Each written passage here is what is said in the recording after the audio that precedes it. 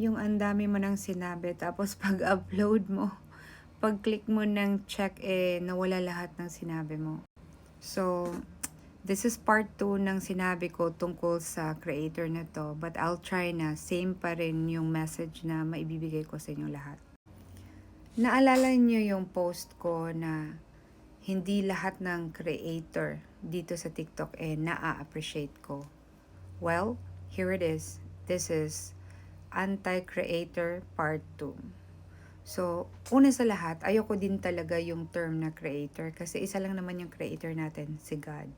Pangalawa, ayoko din na yung mga title na TikToker kasi alam mo yung entitlement talaga, pangit yun. Nakakawala yun ng, anong tawag doon, parang pagkapare-parehas ng tao, 'di ba? Kasi nga, may title na. So, halimbawa kung famous ka sa TikTok, TikToker ka na. Tapos, sino naman yung nagpapa-famous sa'yo? Di ba yung mga followers mo? Etong na-screenshot ko na ito is yung video niya na gumagawa siya ng content para sa sardinas. And looking at his face, it's not that I'm judgmental. It's impossible na hindi niya alam ang sardinas. Look at that eyes. Look at that expression. It's not authentic. So, makikita na hindi talaga totoo, hindi genuine yung pinapakita niya. And for me lang ito opinion ko lang. Maling-mali ang ganitong mga content because you are trying to promote hate towards culture and people na hindi kayang bumili ng maayos na ulam. It's pretty common naman na may magko-comment talaga sa social media because this is an open media. Lahat tayo pwedeng mag-express kung anong gusto nating sabihin sa sarili nating account, diba? Tulad ng ginagawa ko ngayon. Pero yung halimbawa yung mga nagsasabi ng mga masasamang bagay para lang masaktan ang content creator na hindi na naman relevant sa content niya, yan yung mga tinatawag nating basher. Tulad na lang ng bagong comment na yung lieg maitim tapos yung face maputi. Alam nyo guys, minsan hindi mo talaga ma-okay yung timpla ng foundation. Pero here it is now, no makeup and that's my neck. Okay? And that's my face. And to be honest, hindi po ako takot na makita ninyo sa personal. Kasi etong nakikita nyo sa TikTok, that's the default na filter ng TikTok and I don't touch it kasi pag i-zero mo yan, mawawarp ang mukha mo, papangit ka talaga. So, let it be yung default na TikTok na filter. So, nasa sa inyo na yan pag nakita nyo sa personal kung anong tingin nyo sa tao.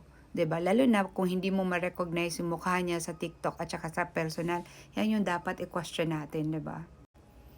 But moving on with bashing online, ito ang masasabi ko, sumobra pa sa bashing Talagang wala na sa rules ang negativity and hate na napaloob sa mga videos niya at sa content niya. And kung hindi kayo titigil sa pag-message, pagko-comment, pag-share, pagre-react sa kanya, he will benefit from it and kahit mali yung content niya, siya ang sumisikat.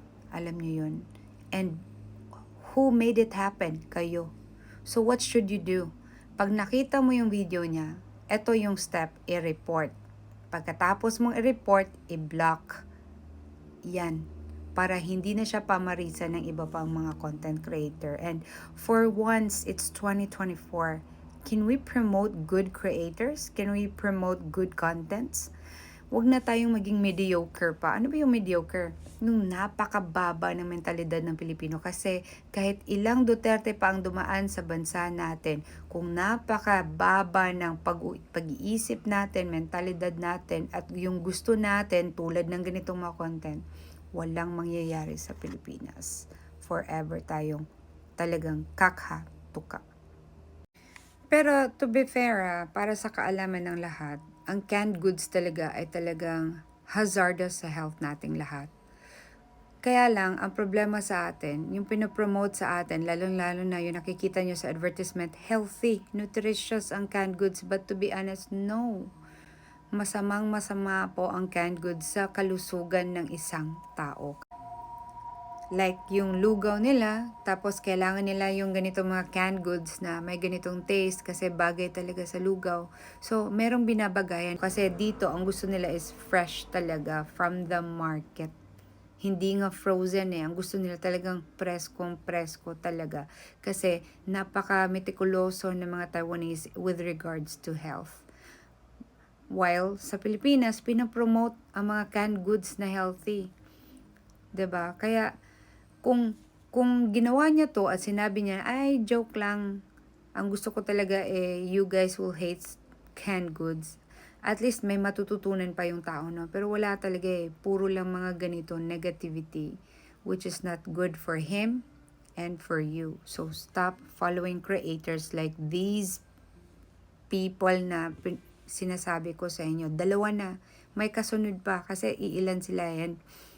Magalit na kayo sa akin, mambash na kayo. But I am here to spread awareness, hindi lang sa mga kaedad ko, pati na sa mga kabataan na nalilin lang sa mga ganitong mga content creators. Akala nila for fun, but their subconscious is actually being influenced, and kahit na hindi sila negatibong tao, dahil ganito ang napapanood nila, nagiging negative din yung approach nila sa buhay. Kaya mga parents, mag-ingat din kayo, 'di ba? Manmanan din ninyo kung ano ang pinapanood ng mga anak ninyo kasi talagang kung hindi kayo gagawa ng hakbang ngayon, it's gonna be too late.